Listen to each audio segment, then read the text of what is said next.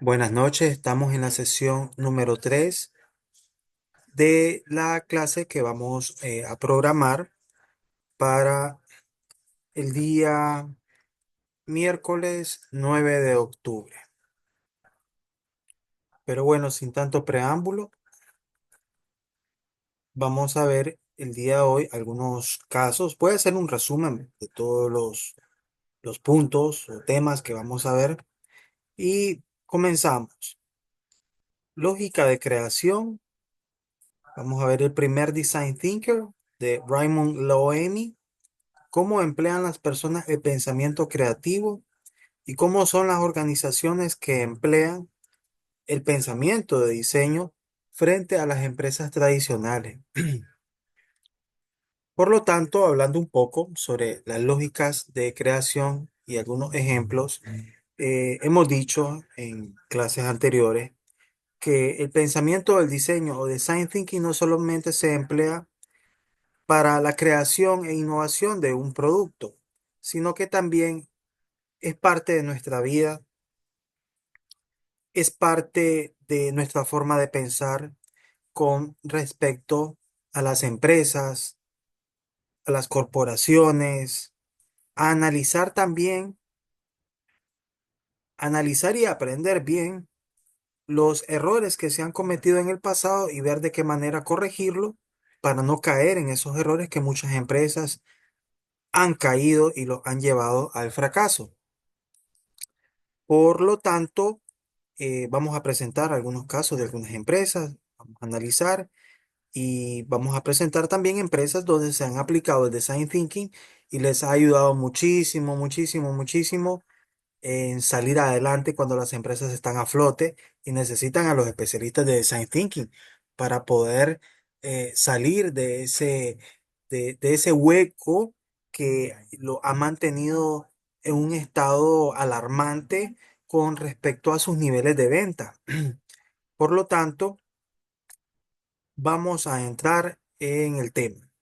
El design thinking es una herramienta multifacética que las pueden utilizar para resolver problemas, encontrar oportunidades de negocios o de innovación en un rubro e incluso para sus estrategias de marketing. Actualmente muchas empresas lo utilizan como estrategias de marketing. Ok, analizando un poco el texto, dice, lo han utilizado en distintas ocasiones grandes y pequeñas empresas que desean un crecimiento continuo y dado que al mismo tiempo presta atención especial a las personas y cuentan con la empatía como uno de sus pilares.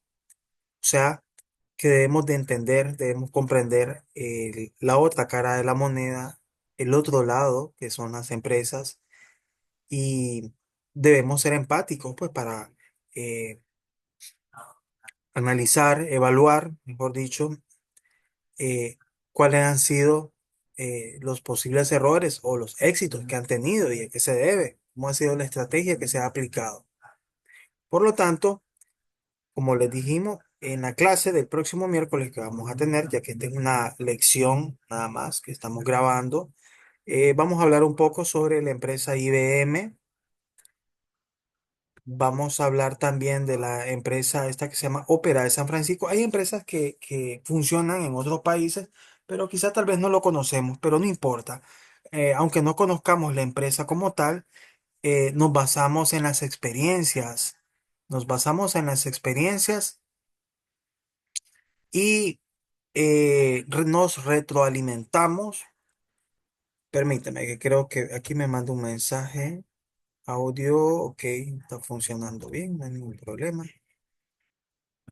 Ok, bueno, está bien. Y nos sirven de retroalimentación, nos sirve como lección, nos sirve como aprendizaje eh, para poderlo aplicar en otros tipos de empresas, en otros negocios, en nuestra vida como profesional. Debemos de hacer las cosas bien. Cuando me refiero en la vida profesional, arquitectos, ingenieros, abogados, médicos, ingenieros gráficos, mercadotecnistas, necesitan llenar sus conocimientos. de las experiencias o de los casos que también que han tenido que pasar estas empresas para nosotros también aprender cuál es el camino correcto, cuál es la ruta correcta que nosotros vamos a tomar para no caer en errores. Ok, tenemos aquí un caso de Oral B. Casos son muchos los casos de empresas. Dice Hospital para Niños de Pittsburgh. Ahí llamaron a los especialistas en Design Thinking para ver, evaluar y ver la empresa, cuáles son los métodos que han estado utilizando y cómo aplicaron el sistema de Design Thinking para mejorar en los servicios, en la atención, en los, eh, ¿qué les puedo decir? En sus estrategias de mercado, ¿verdad? Pues de alguna forma, pues porque siendo un hospital, al final todos ofrecemos un servicio y por lo tanto la atención al cliente es muy importante, es vitalicio, ya que es la cara de la empresa, para generarnos confianza y seguridad. Tenemos aquí un caso de Nike. Como digo, hay empresas que han creado estrategias de productos que han lanzado, eh, pero quizás tal vez no le han funcionado como ellos esperaban. Entonces, ahí nuevamente hay que llamar a los especialistas.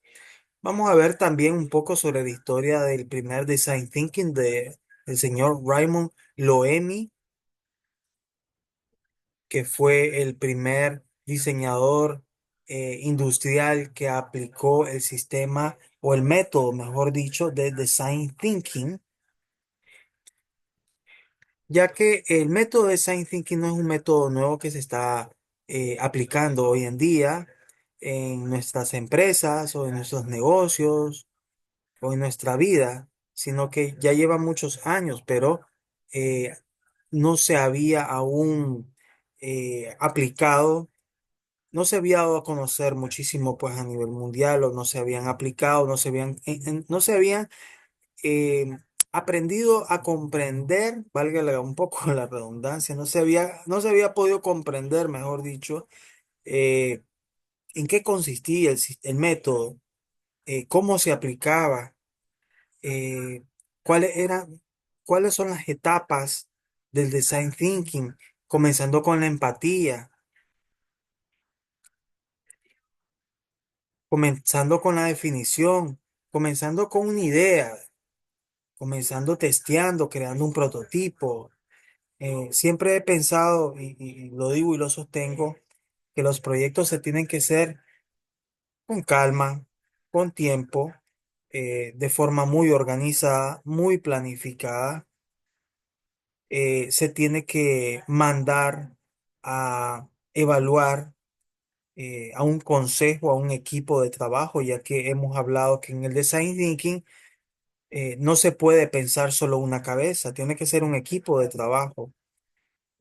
Por lo tanto, en ese equipo de trabajo, una vez que se ha, generado un resultado o un modelo, un prototipo, ¿verdad? Mejor utilicemos los términos del design thinking, un prototipo.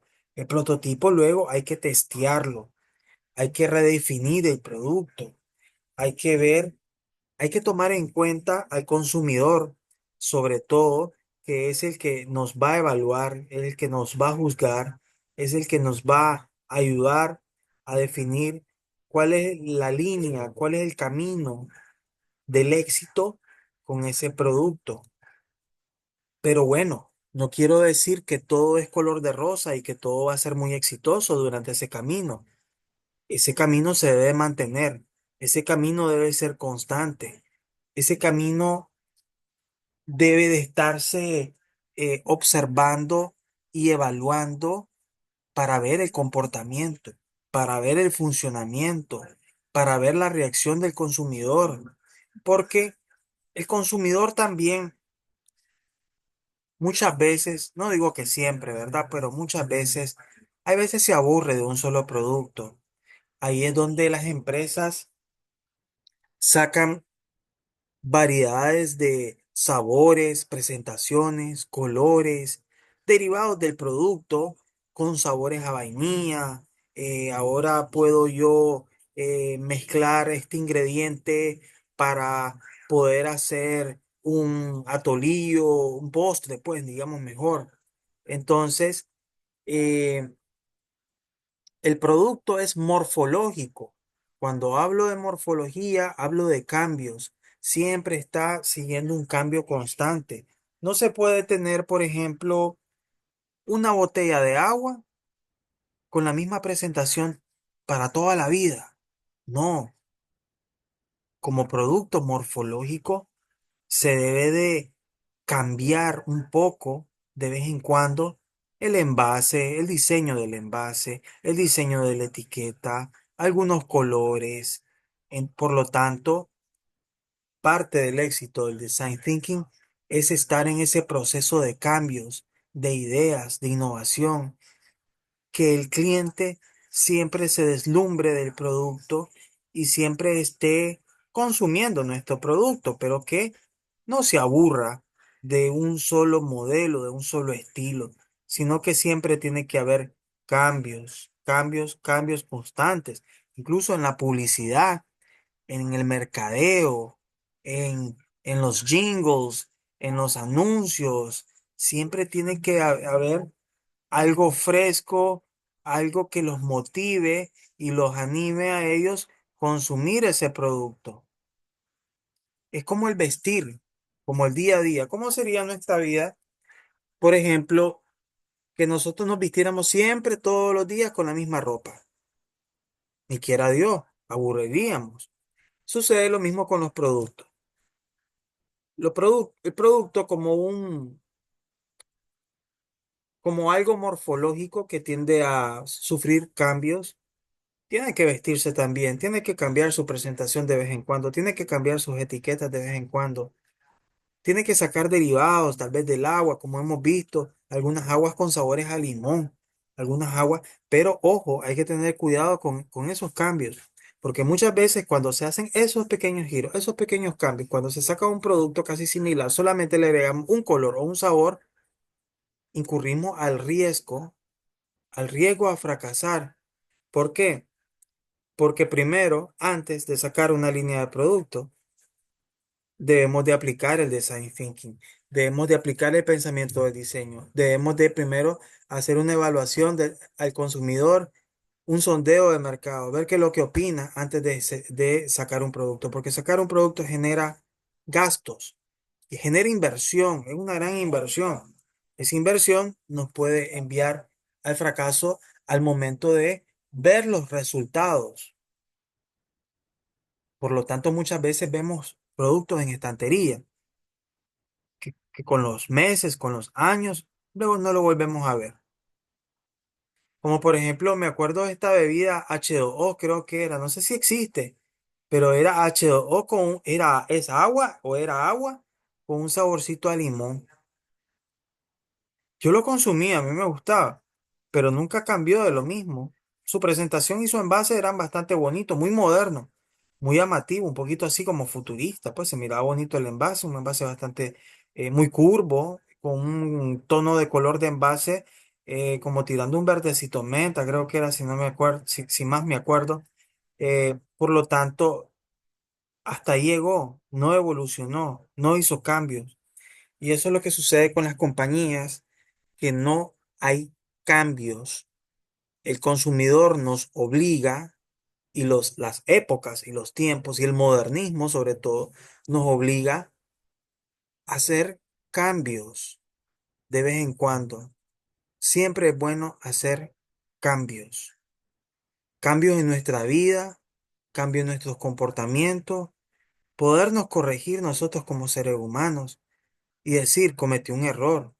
Estoy acostumbrado a utilizar este tipo de palabras y como que caigo mal, como que ofende a las personas. Entonces hay que hacer una retroevaluación. Debemos de hacernos nosotros mismos un examen de conciencia para saber si estamos haciendo bien las cosas o estamos haciendo mal las cosas. Me sorprende, ¿verdad? Pues que yo mismo diga estas mismas palabras porque eh, me aplica para mí también, aplica para corregirme en cuáles han sido los errores que he cometido como persona, como ser humano. Tanto no hablo yo de ofensas, hablo incluso hasta de salud. Hasta en la salud aplica el design thinking, donde ver qué estamos haciendo mal.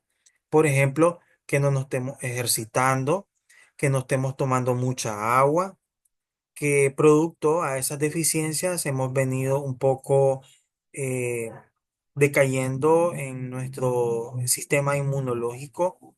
Entonces, debemos de vivir una vida sana para poder nosotros pensar bien, con mucha inteligencia, con mucha empatía y poder ser personas innovadoras y creativas para poder tener la capacidad de crear y desarrollar modelos, prototipos, productos, nuevos sistemas eh, a nivel, ¿cómo te puedo decir? A nivel general, a nivel universal, en todas las especialidades. Pero bueno, no se pierdan la clase que vamos a impartir el próximo miércoles, porque vamos a hablar aquí también de cómo aplicar el design thinking en tu negocio. Bastante interesante. Me gustan muchísimo esos temas. Siento que me motivan, me animan, me llegan, como dicen, ¿verdad? Pues popularmente y hacen que mi mente fluya para poder crear e innovar métodos, sistemas y productos. También vamos a hablar sobre cómo emplean las personas el pensamiento creativo, qué es el diagrama de Ishikawa. Vamos a ver, diagrama de Ishikawa o diagrama de causa. ¿Ok? Por lo tanto, muchachos, este es un pequeño resumen de los temas que vamos a estar abordando. Pido por favor su asistencia, su participación. Hemos cambiado el día de las clases para que no les choquen con sus otras clases que tienen. Por lo tanto, los espero el próximo miércoles 9 de octubre a las 7 de la noche en el mismo canal, como dicen popularmente. Bueno, chicos, entonces va a ser un placer poderlos eh, interactuar ese día y yo sé que va a ser una clase estupenda donde vamos a participar todos, vamos a abordar algunos casos o algunas experiencias de alguien de ustedes que quiera compartir. Bueno, muchachos, buenas noches, me despido, fue un placer.